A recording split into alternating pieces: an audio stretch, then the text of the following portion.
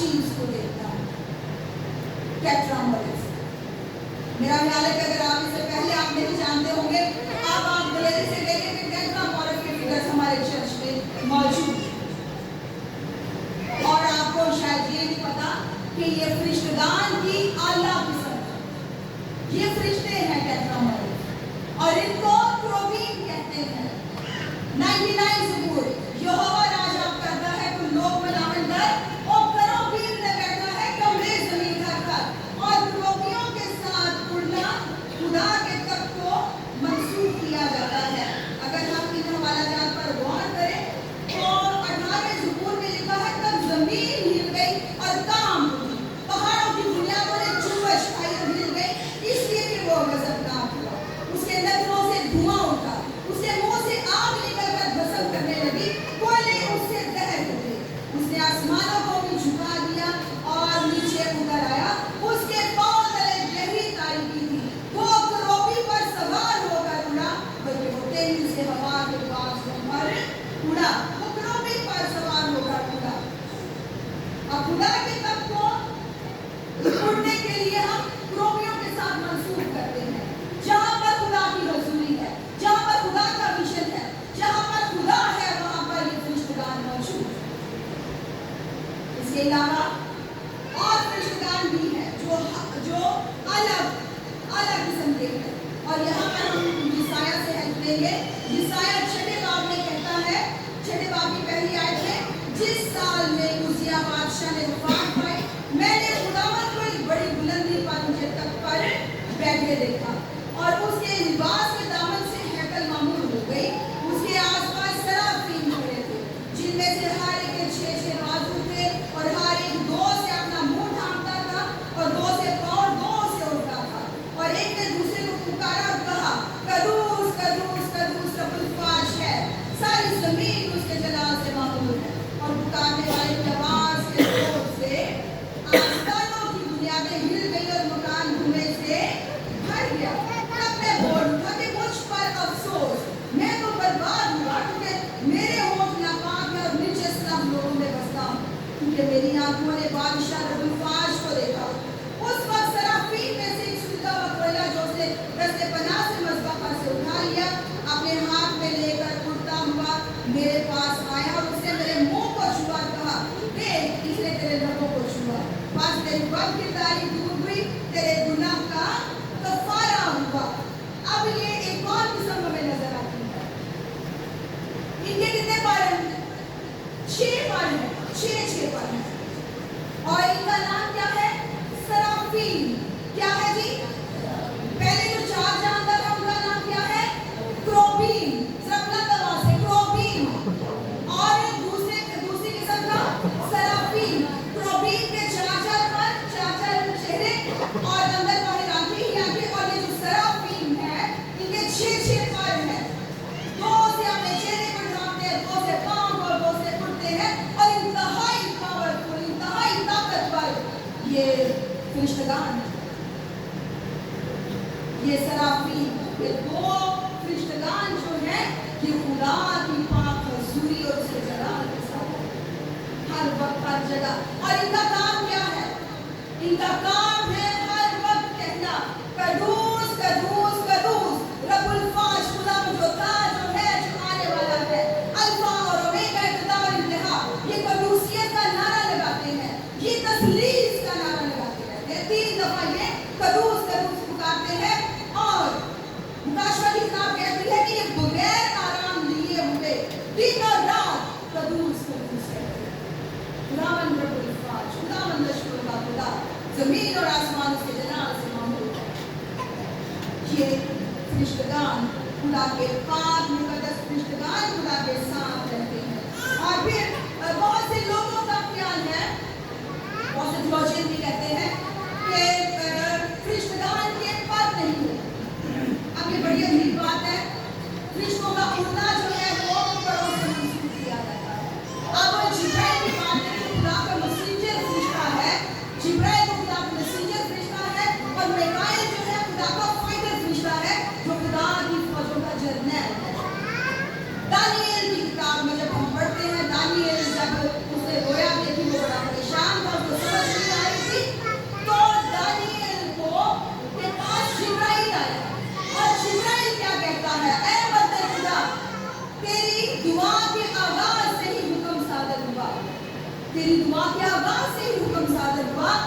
जा मेरे बंदा को ये रोया समझा और मैं तेज परवाज़ी करता हुआ आया। तेज परवाज़ी, अब यहाँ पर बगैर करोगे तो परवाज़ी नहीं होगी ना। तो क्या अगर दानियल की आवाज खुदा के तक पहुंच सकती है तो मेरी और आपकी आवाज तक पहुंच सकती है। मेरे और आपके लिए हुक्म जारी नहीं हो सकता। दुआ में पावर होनी चाहिए, दुआ में ताकत होनी चाहिए। मेरा और आपका खुदा बड़ा मुहीब खुदा है, उसकी आवाज से हिरनियों के हमल गिर जाते हैं। इन फरिश्तेगान के परों से ऐसी आवाजें आती है जैसे जोर की आंधी, जैसे जोर के पानी का शोर, जैसे बड़ा लश्कर। तो जिसके फरिश्तेगान ऐसे हैं तो वो खुदा खुद क्या होगा, वो करोबियों पर उठा है। वो अपने आप को दिलदार बादलों में छुपाता है, लेकिन दिलदार बादल भी उसकी हजूरी की बर्दाश्त नहीं कर पाते और फट जाते हैं। वो पानियों को अपने छुपने की जगह बनाता है और उसके नथनों के दम से जमीन की खान नजर आती है, जमीन की बुनियादें हिल जाती हैं। जब वो कहर में उठता है, जब वो कहर करता है तो खुदा रब्बुल ख्वाल जो है नहायत गज़बनाक होता है।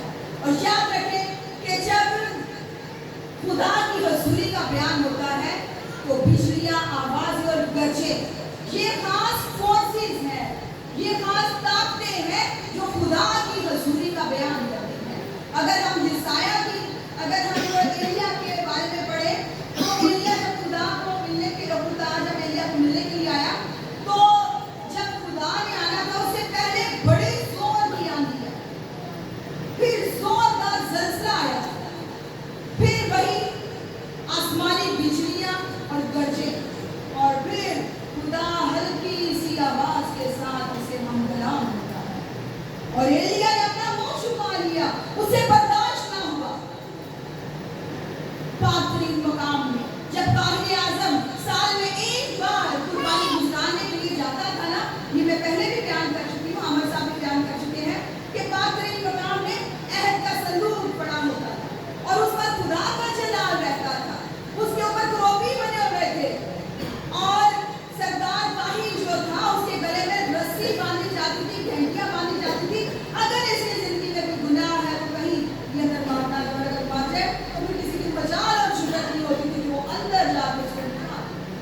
ये है खुदा की हंसी, इनका खुदा का जलाल जो बड़ा मुहीब और समझ से बाहिर है, जो जिसको इंसानी सोच जो है वो बर्दाश्त नहीं कर सकती। खुदा को देखकर कोई शख्स जिंदा नहीं रह सकता। अगर हम देखें कुरूश की किताब में तो जब मूसा को लोगों ने कहा कि हम तेरे खुदा को देखना चाहते हैं, तो मूसा ने खुदा से कहा, खुदा ने कहा ठीक है, हम लोग अपने आप को पाक साफ करें। और जब उन्होंने अपने आप को पाक साफ किया और तीसरे दिन जब खुदा ने आना था तो उस पहाड़ पर गहरी घटा छाई, आंधी थी, तूफान था, बिजलियां थी, आवाजें थी, गरजे थी और वो पहाड़ जो था थरथरा रहा था, कांप रहा था। और ये सब कुछ देखकर लोग खौफज़दा हो गए और अपने घरों में जा चुके। और मूसा से कहा, मूसा तू ही खुदा से बात किया कर, हम तेरे खुदा से बात नहीं करेंगे। ये है मुहीब खुदा, ये है अजीम और अजीब खुदा। और यहाँ पर इन जानदारों के ऊपर वो कहते हैं कि ब्लोर सी एक वो कहते हैं कि ब्लोर जैसा शिफाफ शीशा उसको नजर आता है और उसके ऊपर खुदा का तब उसका जलाल हो देता है। अगर हम इसी बात को आगे बढ़ाएं तो हम मुकाशवा की किताब देते हैं, इसका चौथा बाब, जिसका रिलेशनशिप जो है, जिसका ताल्लुक जो है वो इसी चैप्टर के साथ जुड़ता है।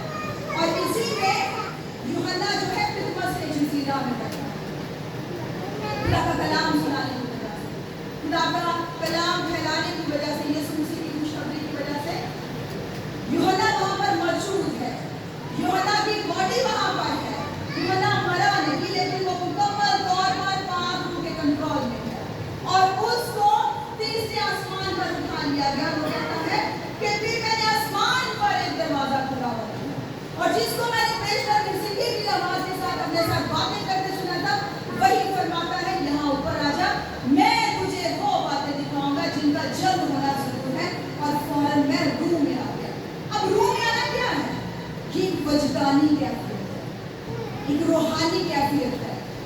इंसान जो है मुकम्मल तौर पर खुदा बाप और खुदा पाक के कंट्रोल में होता है। यूहन्ना तीसरे आसमान पर दरवाजा खुला देता है और अब वहां पर क्या देखता है? खुदा के तख्त का ज़हूर। वो कहता है, अगर हम इसको बड़े गौर से सुने तो वो कहता है, फौरन मैं रूह में आकर क्या देखता हूँ कि आसमान पर एक तख्त रखा है, उस तख्त पर कोई बैठा है और जो उस पर बैठा है वो सगे यशब और अकीम सा मालूम होता है और उस तख्त के गिर्द ज़मुर्द की सी एक झनक मालूम होती है और उस तख्त के गिर्द 24 तख्त और उन तख्तों पर 24 बुजुर्ग सफेद पोशाक पहने हुए बैठे हैं और उनके सिरों पर सोने के ताज हैं और उस तख्त में से बिजलियां और आवाजें और गर्जें पैदा होती हैं और तख्त के सामने आग के साथ चिराग जल रही है, ये खुदा की साथ हुई है और उस तख्त के सामने गोया शीशा का समंदर गुलार की मानी है और तख्त के बीच में और तख्त के गिरता गिर्द 4 जानवर हैं जिनके आगे पीछे आंखें ही आंखें हैं।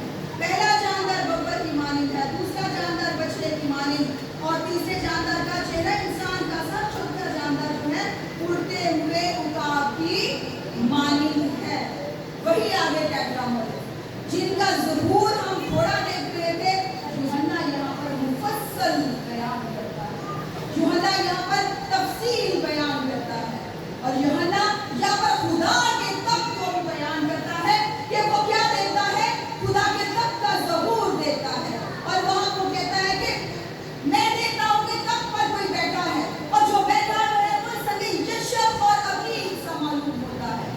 अब सगे यशब जो है ये एक इंतहाई कीमती पत्थर है और इसको इंग्लिश में जैस्पर भी कहा जाता है और सगे यशब जो है साफ शफाफ शीशे की मानिंद एक पत्थर है जो खुदा के तख्त के साथ मंसूब किया जाता है और आजकल का जो जैस्पर है इसको शफाफ नहीं कहते, इसमें कुछ मिलावट है, लेकिन अगर खुदा के कलाम के मुताबिक हम जैस्पर को देखें, सगे यशब को देखें तो वो इंतहाई शफाफ है जैसे हीरा होता है, साफ सुथरा। और इसको सगे यशब कहा गया है, ये सरदार हारून काहिन के सीना बंद का आखिरी पत्थर और बिन्यामीन के कबीले को जाहिर करता है। और इसी तरह ये नए यरूशलेम की बुनियाद की दीवार का पहला पत्थर भी है। सगे यशब खुदा के जलाल और उसकी कामिल पाकीज़गी को भी जाहिर करता है। और दूसरा पत्थर जो है सगे यशब को ज़बरजद भी कहा जाता है। जिन लोगों को पत्थरों का शौक है वो इन नामों से जरूर वाकिफ होंगे। सगे यशब को ज़बरजद भी कहा जाता है, इंग्लिश में इसको जैस्पर कहते हैं। और दूसरा पत्थर कौन सा है? दूसरा पत्थर है अकील। अकील जो है ये लाल है, मतलब लाल हीरा, इसको हीरा कहते हैं। ये इसका रंग खून की मानिंद लाल और ये खुदा की उस सिर्फ को बयान करता है कि बगैर खून बहाए माफी नहीं, गुनाहों की माफी जो है बगैर खून बहाए नहीं है। यीशु मसीह ने सलीब पर चढ़कर मेरे और आपके लिए जान देकर कफारा दिया, खून बहाया और ये लाल रंग जो है ये उसी कुर्बानी को जाहिर करता है। और इसी तरह जब वो देखता है धनक, यूहन्ना खुदा के तख्त के ऊपर एक धनक देखता है और वो किस रंग की है? वो किस पत्थर की तरह है? ज़मुर्द। पहले हमने सगे यशब देखा, फिर अकीक देखा। अकीक को इंग्लिश में सार्डियस कहते हैं और इसी तरह ज़मुर्द जो है ज़मुर्द की धनक को देखता है। अच्छा, ज़मीन पर जो धनक है, कौसे खजान है, वो 7 रंगों की होती है, जिसमें 7 रंग है। ये खुदा के अहद का निशान है जो उसने नूह के साथ किया था कि अब से लेकर आइंदा तक जमीन को मैं पानी के साथ बर्बाद नहीं करूंगा। लेकिन आसमान पर खुदा के तख्त की जो धनक को देखता है वो ज़मुर्द की, और ज़मुर्द का रंग जो है वो हरा होता है, सबज होता है। और सबज रंग जो है ये पौधों, पत्तों, दरख्तों का रंग है जो हमेशा जिंदगी की अलामत है, हमेशा जारी रहने वाली जिंदगी और तरोताज़गी की अलामत। खुदा के तख्त को वो ज़मुर्द से भी तशबीह देता है कि उसके ऊपर ज़मुर्द की सी एक धनक है। और फिर यहाँ पर मुक़द्दस 4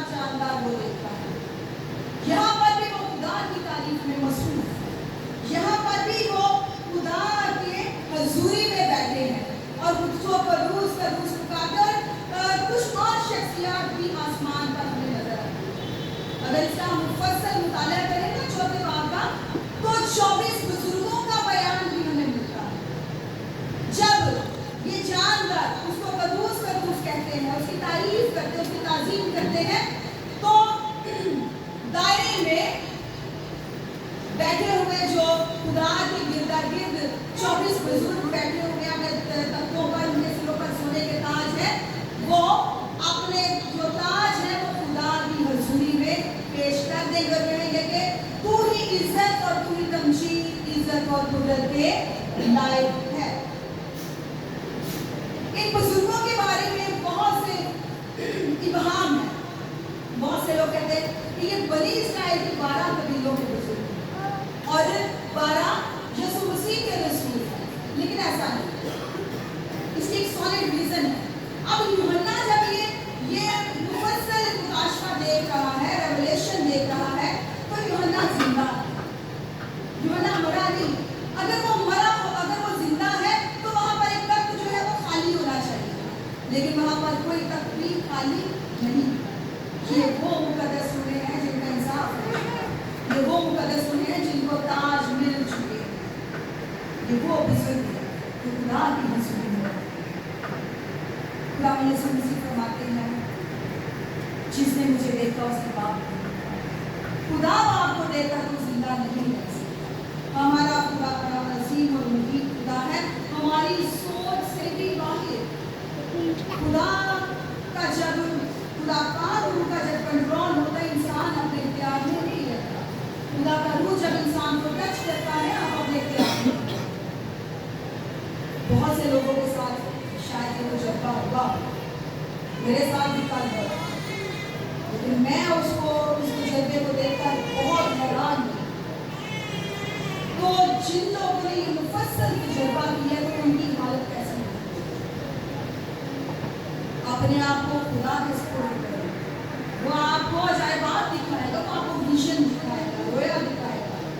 وہاں پہ ٹھہرے, روزے میں ٹھہرے. اگر آپ نے خدا باپ کو دیکھا ہے, خدا کو دیکھ کر کوئی بھی شخص زندہ نہیں رہ سکتا, لیکن اس نے تجسم کے ذریعے اپنے پاک بیٹے کو اس دنیا میں بھیجا.